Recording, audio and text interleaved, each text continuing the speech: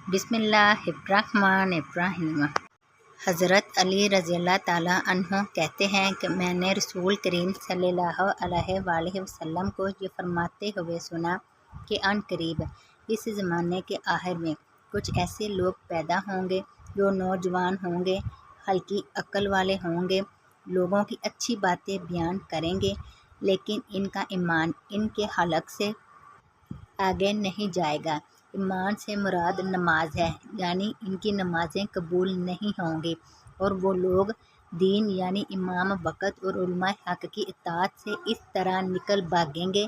جس طرح تیر شکار کے درمیان سے نکل جاتا ہے۔ لہٰذا تم میں سے جس شخص کی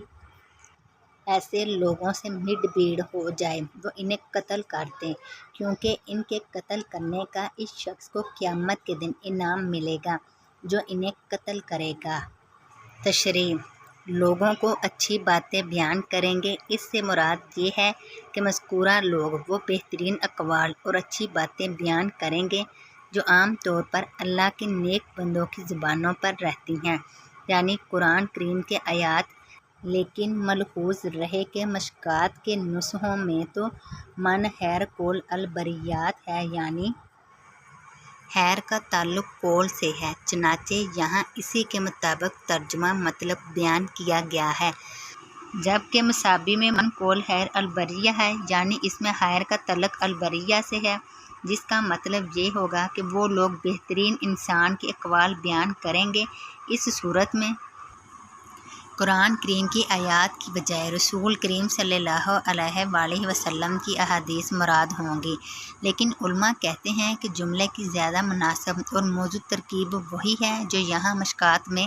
نقل کی گئی ہے، کیونکہ احادیث میں خورج کے بارے میں منقول ہے کہ وہ قرآن کریم کی آیات پڑھیں گے اور ان سے اپنے غلط عقائد نظریات پر استدلال کریں گے اور ان آیات کی غلط سلط طویل کریں گے، جس طرح تیر شکار کے درمیان سے نکل جاتا ہے۔ اس کا مطلب یہ ہے کہ جس طرح کوئی شکار کے درمیان سے نکل جاتا ہے اور اس شکار میں جلدی پیوست ہو کر فوراً نکل جانے کی وجہ سے وہ تیر شکار کے خون وغیرہ سے آلودہ نہیں ہوتا، اسی طرح وہ لوگ بھی امام وقت اور علماء حق کی اطاعت سے نکل جائیں گے۔ طبی کہتے ہیں کہ اس تمثیل کی مراد ان لوگوں کا دین کے دائرے میں داخل ہونے، پھر دین کے دائرے سے نکل جانے، اور اس تیر کی مانند کہ جو شکار میں پیوست ہو کر نکل جائے اور آلودہ نہ ہو، ان لوگوں پر دین کی کسی بات کے اثر نہ ہونے کو ظاہر کرتا ہے۔ نیز اس کا منشا ان خوارج کی نشاندہی کرنا ہے جو امام وقت اور اسلامی حکومت کے اطاعت گزار نہیں ہوتے اور لوگوں پر ہتھیار اٹھاتے ہیں۔ چنانچہ ابتدا میں ان خوارج کا ظہور حضرت علی کے عہد خلافت میں ہوا،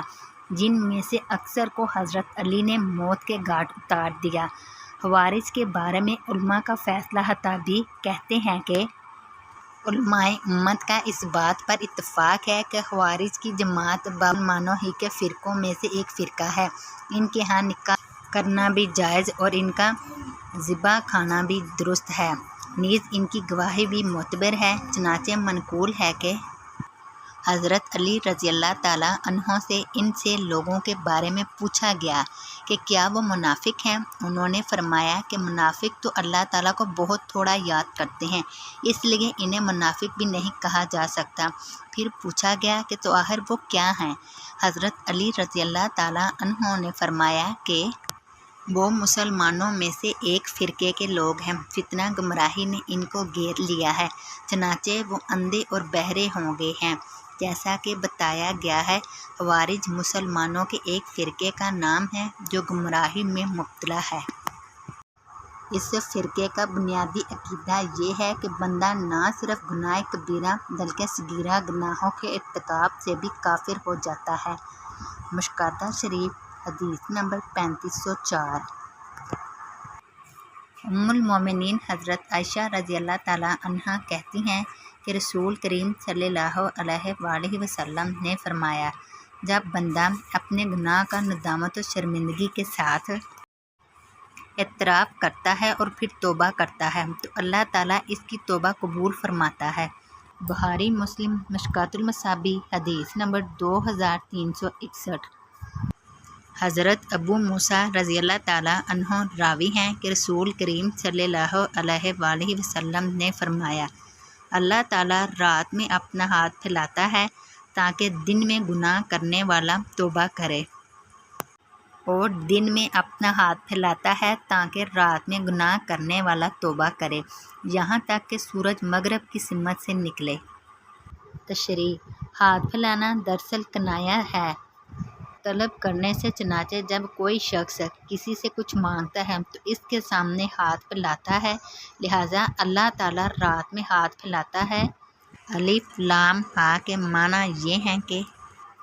اللہ تعالیٰ گناہ گاروں کو توبہ کی طرف بلاتا ہے۔ بعض حضرات کہتے ہیں کہ اللہ تعالیٰ کا ہاتھ پھیلانا اس کی رحمت و مغفرت سے کنایہ ہے۔ حدیث کے آخری الفاظ یہاں تک کہ ہیں سورج مغرب کی سمت سے نکلے کا مطلب یہ ہے کہ اللہ تعالیٰ کی طرف سے بندوں سے توبہ کا یہ سلسلہ اس وقت تک جاری رہے گا جب تک کہ قرب قیامت میں سورج مشرق کی بجائے مغرب سے نکلے، کیونکہ جب آفتاب مغرب کی طرف سے طلوع ہوگا تو توبہ کا دروازہ بند ہو جائے گا، اس کے بعد پھر کسی کی توبہ قبول نہیں ہوگی۔ مشکات المصابیح حدیث نمبر 2360۔